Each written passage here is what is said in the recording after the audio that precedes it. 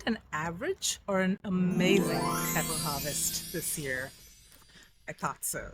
And it all starts with how you transplant your peppers. So today I'm going to share with you my very best do's and don'ts when transplanting peppers so that you get an amazing harvest. Now, there are lots of things that are very different when it comes to transplanting peppers versus transplanting tomatoes. We'll talk about some of the prep things that you need to worry about, and then some of the planting things at the time of transplant that you need to worry about. So first, with prep. Soil temperature is absolutely crucial when it comes to transplanting peppers. Now, soil temperature is very different than ambient temperature because soil temperature is actually stable and consistent no matter what time of day. Versus ambient temperature, it's colder at nights, it's warmer during the day. That's why you need a soil thermometer. The ideal sweet spot for transplanting peppers is 70 degrees minimum. 65 they can handle. Anything less than that, they will get stunted, which means that they will just stagnate, they'll turn yellow, their leaves will drop off, they just won't grow. You might as well toss them out. Now, we've been having some really warm days, and so my soil temperature is actually over 75 degrees, which is pretty good for peppers. They like nice, warm soil. The other thing that I always do before I transplant my peppers is I bring them to their spot that they're going to be planted in, and I try to harden them off at least for a few days in that spot. Now, the microclimates in your garden could differ, so if you harden them off in a different spot and then bring them over here to plant, they may struggle a little bit because of the difference in temperature. So you want to make sure that you give them the time to adjust to the new spot, at least for a couple of days before you plant them. This is optional, but I have found that it does make a big difference in my success rate of my transplants. So now let's talk about soil prep. As usual, you do want to amend your soil with a good, nice layer of compost. That's an absolute must for practically any vegetables. But there are certain nutrients that peppers particularly like, which will result in peppers that are tastier and have good, firm skin and just produce a lot more. And those ingredients are calcium and magnesium. So this is one of those things that I always add, mix in to the top, maybe 6 inches of my soil is some good garden lime. Now this one is a dolomitic lime, and the primary ingredients are 21% calcium and 10% magnesium. Adding some garden lime to your soil makes a big difference. One thing that you do need to be aware of is that garden lime will tend to increase the pH of your soil. Now, peppers like acidic soil. And so, if your soil already tends to be a little alkaline, which is the case with mine, adding this actually pushes it over the edge. So, I like to actually mix in some sulfur.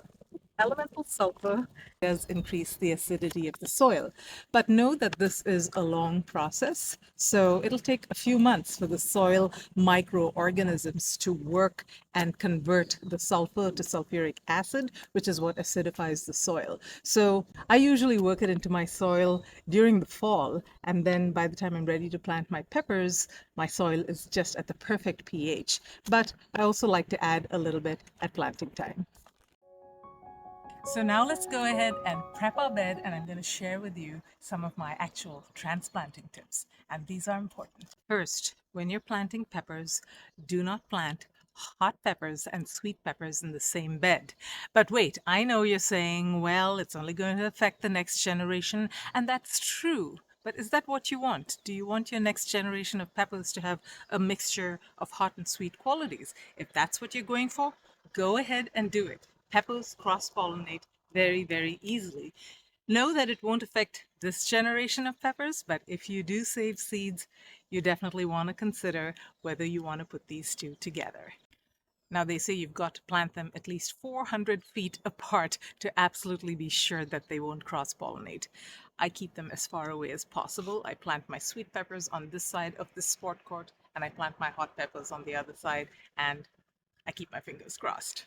Next, unlike tomatoes, peppers actually don't mind being planted fairly close together. I plant them about a foot apart, and that's sufficient for sweet peppers. With hot peppers, you may want to give them a little more distance because the plants do tend to be a little bit larger, so those 18 inches should work just fine. Some people actually plant two pepper plants in the same hole. Now know that they will compete for nutrients, but you save space. And technically, you should get at least a little more harvest than you would get from just a single plant. So that's an option as well. Folks, if you're getting value from this video so far, please don't forget to give it a big thumbs up. Thank you. So one very interesting phenomenon that you see both in peppers as well as in tomatoes is what's called a blind pepper or tomato plant. This is a plant that will not produce from the middle. You see these two leaves, but there is no stem growing from the middle. And this plant will not grow. It's pretty unique and interesting, but there's absolutely no point in growing this pepper plant. So throw it out. Oh, look here, I've got another blind pepper plant. This one actually has 3 leaves. Let's go ahead and add our amendments. Remember, a little goes a long way. Now we're going to be working these into the soil. I usually just eyeball it. That's looking good. And just work it into the top 6 inches or so of the soil. And then you're just going to water it in really well. Now, a couple of planting tips. You want to remove any flowers, any blossoms that you see on your pepper plant before planting it. You want all the energy to concentrate on building strong roots, and the flowers can come later. Another difference between planting peppers versus planting tomatoes is you only want to plant the pepper up to the level that it is in its transplant pot. Unlike tomatoes, peppers do not grow roots all along the stem that you bury in the soil. So you want to just get it to the point that it has been used to in its planting pot. Gently lever it out. It's got a good root system. I was thinking it may be root bound, but it isn't. And then all you do is dig a little hole in the soil.